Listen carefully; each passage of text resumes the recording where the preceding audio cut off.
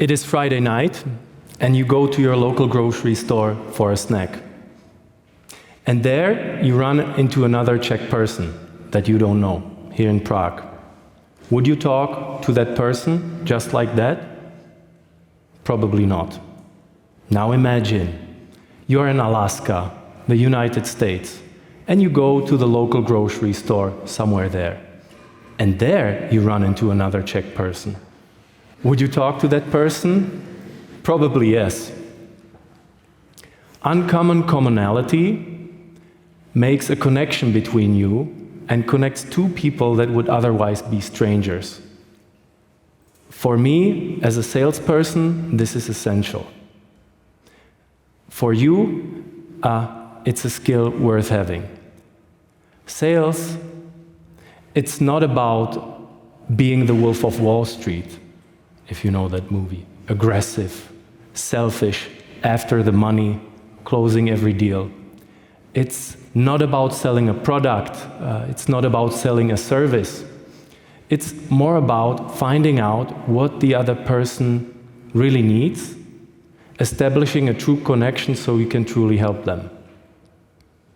And I mentioned, maybe for you, this is a life skill worth having, because it can help you manage situations that otherwise would be very scary. You will apply for a job. You might ask your boss for a raise. You might help on some project to raise funds for charity. You might ask someone out on a date. When I was 18 or 20, I really admit all of these situations were scary to me. But if you know a few simple techniques or principles, if you practice these communication skills, you can handle scary situations with pleasure. So, what are the things, or how can you practice sales skills every day? There are 4 principles that can help you with that. And the first principle is this: you have to ask great questions. And that's useful everywhere.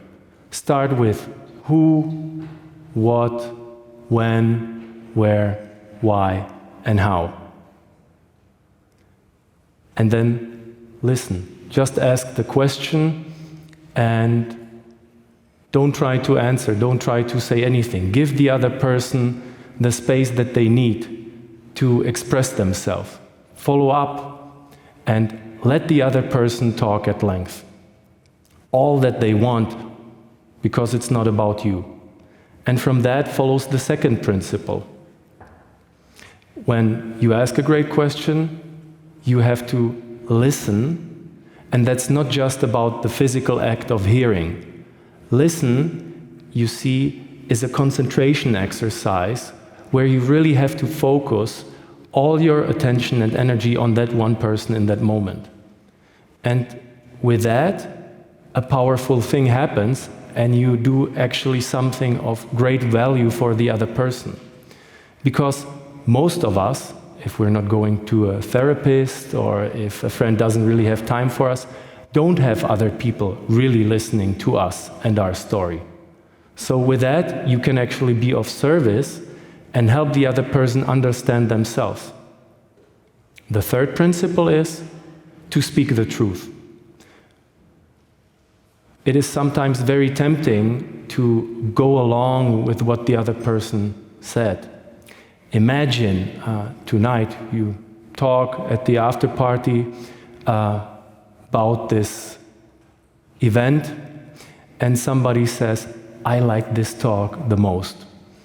And you will go inside your head, "Well, I didn't like that." Don't be silent, speak the truth, but be polite. Because like this, it's way simpler to do business and handle life when you build trust with those around you by speaking the truth. The fourth principle is also very important. Be yourself. Sales and communication is not about being somebody else, copying some role model. Maybe you are shy, maybe you are timid, maybe you speak with a silent voice, or maybe your laughter sounds like a Rammstein concert. It really doesn't matter, because sales is about establishing connections between people that lead to cooperation. And cooperation only happens when you're authentic, because then people trust you. If you are pretending to be somebody else, it does not work. So how the hell does this connect to your life, and how can you practice it tonight?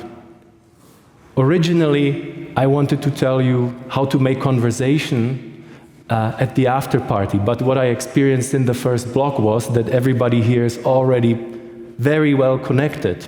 Good for you. But imagine again that next week you go to some event at work, at university, where you're the only person, you don't have any friends there, there's no warming up, there's no facilitation, you don't know anybody. That's a scary situation. How do you make conversation with complete strangers? 10 years ago, I met this new colleague at work, and we didn't talk much in the beginning. We were in different departments, different part of the building. But soon I found out that we both like motorbikes. How did I find that out? I saw on Facebook that we both like motorbikes. So I wrote a message and said, hey, we both like motorbikes. And at some point, we went out to have a chat, and then there we talked some more, and I found out, wow, we both like the right kind of music, techno music. I come from Germany, electronic music. And we both like dancing to this music, actually, and we don't have to be forced by anyone. Well, and today, this colleague, she's my wife, and we have 2 kids. And uncommon commonality and a lot of listening to one another led just to that. So, how can you use that for yourself? What advice can I give you if you're already connected here? If you go to a place where you don't know anyone, search for that uncommon commonality. And here the trick is, look at other people's shoes. Just scan the room, look at other people's shoes. And then be curious, and maybe you will notice, oh, I'm wearing Vans, this other person is wearing Vans, Nike sneakers, barefoot. Oh, barefoot, that's interesting. And go to that person and just say, hey, I can see that you're wearing Vans. Hi. And smile. And that bridges the gap. It's that simple. And then follow up with a question and ask something about the event. Ask them maybe, how do you like the new job so far? And then listen. Then be really curious. And listening, it's not about some tricks and techniques that they teach you, like saying, uh-huh, or nodding. It's not about that. You have to imagine that if you have 100% of energy and attention, you give those 100% to that person in that moment. All your attention and energy, so they really perceive that you are listening to them. And in that moment, something clicks. In that moment, after a while, when the person talks, they will shift and they will say, enough about me. And what about you? And then you can tell your story. And like this, you can make connections with complete strangers.